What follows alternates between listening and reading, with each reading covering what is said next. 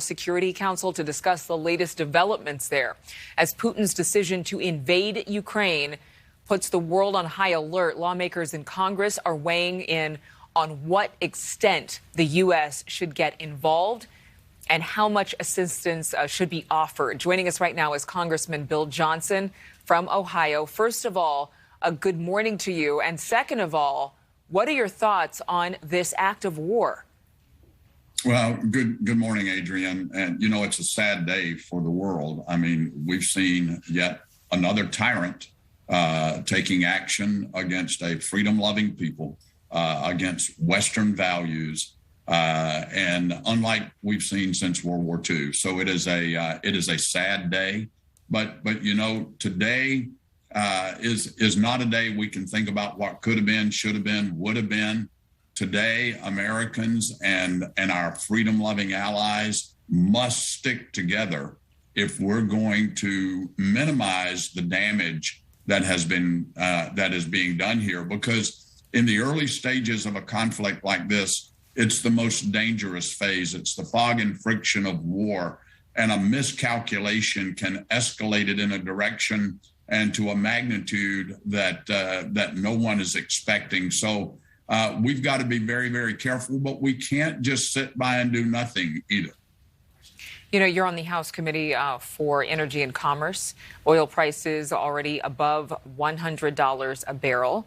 A lot of people at home are thinking, okay, first COVID, now this. Like, what else can we deal with in the world? And inflation on top of all of that. What do you say to your constituents and others who are at home wondering what is going to happen to them? Well, energy plays a major role, is a major factor in this entire ordeal. You know, the Russians get most of their revenue from the sale of oil and gas. And, you know, one of the many things that our allies and that the American government can do, we need to stop buying Russian energy resources immediately. Stop that flow of cash. Because the Germans buy it, other countries throughout Europe buy it, and we should begin, even Americans buy it, by the way, and we should immediately begin to increase our production here at home, restart the Keystone XL pipeline, release the ban or the pause on oil and gas development on public lands. Let's increase production here at home. And let's put the Russians on their heels where they get most of their revenue, which is the energy sector. You know, more than 40 of your colleagues, as you know, signed a letter to President Biden reminding him he must receive authorization from Congress before sending in American troops for combat. Is your sense, is your intuition saying that this is going to escalate to the point where Americans will be on the ground fighting for Ukraine's independence? Well, certainly we hope that it doesn't come to that point. I don't think the American people are in the mood right now to get involved in another protracted war.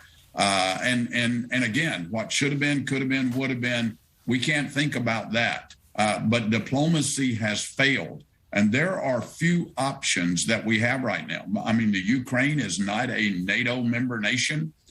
So we have no specific treaty, and everything that could have been done diplomatically, the opportunities for those actions have passed. But again, we can't do anything. The sanctions that are going to be placed on the Russians today have got to be big, and they've got to be meaningful. One of those sanctions that we should consider is eliminating the Russians' ability to conduct financial transactions in the international financial markets, restricting their ability to move money around, to receive payments and to make payments.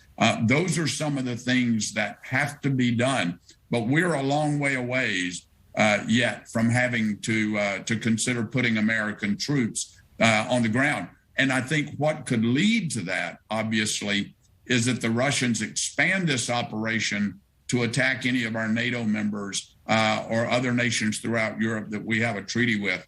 That would be a line that he better not cross. Well, and there are concerns there. Lithuania declaring a state of emergency early this morning. And of course, there's been condemnation from all NATO partners because of this.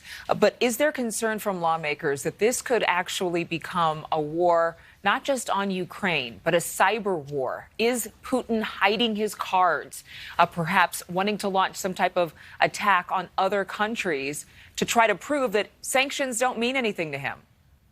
Absolutely, Adrienne. And we must consider that this is a chess match. It's not a checker game.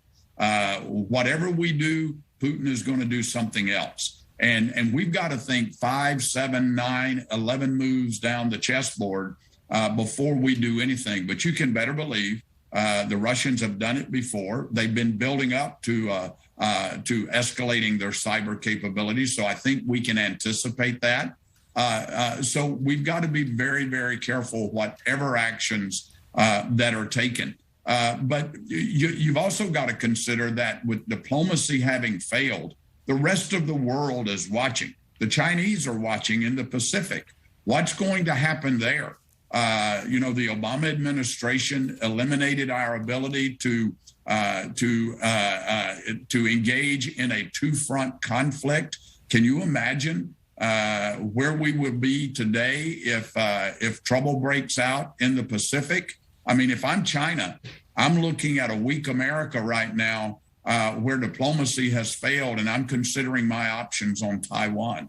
So this could blow out of proportion and escalate very, very quickly into a devastating global conflict. Which that is a strong statement to think of this as a global war. Again, maybe not World War III, but as our Leland Vitter described as Cold War II. Besides the fact that the parties have not had unity at all between Republicans and Democrats, Republicans are split on how to deal with this conflict. How will your party come together in order to respond in unison effectively? Well, I can tell you that I'm going to be calling for unity. I mean, this is a time when Americans have got to stand together. In our system of government, we have one commander in chief. Now, I disagree with President Biden on nearly 100% of his policies because they've been devastating. They've ruined the best economy that we've had in 50 years. We've got a border crisis. We've got a crime crisis. We've got an energy crisis. We've got an inflation crisis. But right now, Americans have got to stand together, toe to toe, to face down this tyrant in Europe, because this thing can get out of control very, very quickly. And I'm going to be urging my colleagues, let's have an adult conversation at the table in collaboration with the White House and the president. And we've got to be very careful what our next moves are. From your lips to all of Capitol Hill's ears, I certainly hope that can happen for the sake of unity, not just here in America, not just in Ukraine, but everywhere. Congressman Bill Johnson, thank you so much for the generosity of your time. We appreciate it. Thank you very much, Adrienne. Appreciate it. And we will be live again in our next hour of Morning in America. We will be showing you what it's like on the ground in Ukraine as Russia attacks. And we'll be speaking with an independent journalist who is trying to get out of